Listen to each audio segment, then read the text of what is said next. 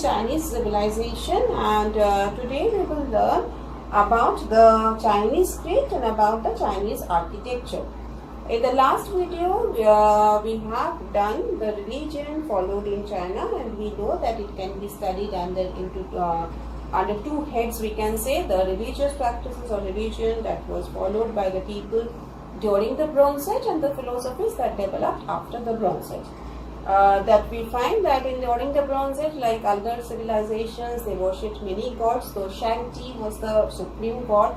Ancestor worship was common among the Chinese people, and the priests or the oracles, they enjoyed a very important position in the society because the Chinese people believed that the oracles were very close to God, and the kings were buried along with along with the slaves and prisoners. That is, they were sacrificed and they were buried along with the king, which showed that they believed in life after death. And then after the Bronze Age, we find that the three philosophies of Confucianism, Taoism and Buddhism became popular in China. Confucianism was developed by the great Chinese teacher or philosopher Confucius, who gave a moral teaching to the people. It was mainly a moral code of conduct for the people to follow. Taoism talked about the self-development, and Buddhism was brought to China by the missionaries and the traders following the Silk Route. That is, they used the Silk Route for the spread of Buddhism in China, which at one point of time became very popular in China. So now we know about the religious practices of the people, and today we will learn about the script, that is the Chinese script. We know that the Chinese people, they had developed their writing system during the rule of the first dynasty, that is during the Shang dynasty only. They had developed their own writing system. This writing system was based on pictograms and phonograms. Pictograms means pictures, it was picture based script, and phonogram, it means a symbol that represents a vocal sound. So their writing was mainly based on pictures and the sound that or a symbol that was used for representing a particular vocal sound. So the script was based on phonograms and on pictograms. There were around, it is said that they had nearly 40,000 word pictures, and so that makes it very difficult. They did not have any letters. They had this 40,000 word pictures, so that made the script very complicated and difficult for the common people. The common people could not follow or could not remember all those 40,000 word pictures that was used for writing, and as a result we find that the masses, that is the common people in China, they were illiterate, that is they did not know how to write. This privilege of writing, they knew only the people, the privileged group, that is the people who were higher up in the social hierarchy, they only enjoyed learning. They could only learn, and because the script was very difficult and complicated and difficult, it had so many word pictures that, and so only a very few people, only a small class of the privileged people, they had or they enjoyed learning, but the common people, they remained illiterate or they didn't know how to read or write. And we find the examples of Chinese writings are the oracle bones. These oracle bones were used for fortune telling and for keeping records in China. These bones, they were, when it has been discovered, it is found that mainly these bones, oracle bones, were used for telling the fortunes of the future of the people and for keeping records in China. So these are the examples of the Chinese writing that have been discovered. And if we find that the writing developed during the time of Shang dynasty, it was based on picture and pictograms and phonograms. They did not have any letters, but they used around 40,000 word pictures that made the writing difficult and complicated. So the common people, that is the masses, they remained illiterate, whereas only a small group of people who were the privileged class in the society, they enjoyed learning.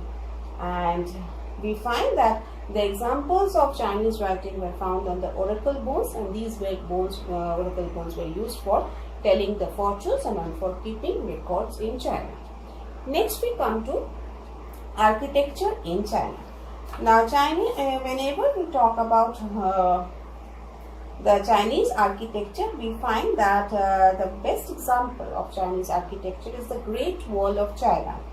And this Great Wall of China, construction of this Great Wall of China started during the rule of Emperor Shi Huangdi, and it continued till the Ming Dynasty. Means it was started during the rule of Shi Huangdi, then afterwards many dynasties came and they continued building or constructing the Great Wall. And this wall is approximately 6,700 kilometers from east to west, and it stretches, means the length of it is 6,700 kilometers. It is the world's largest military structure, because this Great Wall of China, it was built to protect the country from frequent attacks of the barbarians, that is the people, the tribes who used to attack the kingdom, to protect the people from those invasions or from those attacks. That the Great Wall was constructed, and it is considered as one of the world's largest military structure. And the later rulers, they made it more stronger and longer also, and it is regarded as one of the wonders of the ancient world. So this Great Wall of China, the construction of the wall started during the rule of the Shi Huangdi in the 3rd century and continued till the Ming Dynasty. And so whoever had come to rule China, the rulers, they had made, or they had continued constructing it, they continued making it longer and more stronger. This wall was constructed to protect China from the barbarian attacks that used to take place. And it is one of the 7 wonders of the world, because it's a huge structure. It stretches for approximately 6,700 kilometers from east to west, and it is regarded as the world's largest military structure. Then another important architecture in China are the pagodas. What are these pagodas? They are temple religious buildings, we can say, and they have a particular structure. These pagodas are also common in China, and beautiful sculptures are found inside the pagoda. So Great Wall of China, everyone knows about it. This is one of the best examples of Chinese architecture. Again, pagodas was a style of architecture that was developed by the Chinese. The pagodas were mainly religious buildings. They were constructed in the form of a tower, and inside the pagodas we find that there are beautiful sculptures in the interiors of the pagodas. So that was about the architecture that we find in China. We have learnt about architecture and about the scripture, that is the writing that the Chinese have developed. So again, we will just quickly go through about the writing. That is they used phonograms and pictograms for writing. They didn't have any letters. They used around 40,000 word pictures. That made the Chinese script very complicated and difficult for the common people. So a large number of the common people, they remained illiterate. They could not learn it. Only the few privileged group of people or a privileged class, they enjoyed learning. For the rest of the people, learning was very difficult and they couldn't learn. They remained illiterate. And the examples of writings are the oracle bones, and the Chinese writings also have been found on bamboo strips, silk, and also on paper. And mainly they used fine brush rather than pen. The Chinese did not use pen, they used fine brush for the purpose of writing. So that is about their writing system. Among architecture, the Great Wall of China is considered to be one of the wonders of the ancient world. It is a great military structure that was built to protect China from the barbarian attacks, and the construction of it was started during the rule of Shi Huangdi, and it continued till the Ming Dynasty. The rulers who had come to rule China, they had all tried to make it more stronger and longer.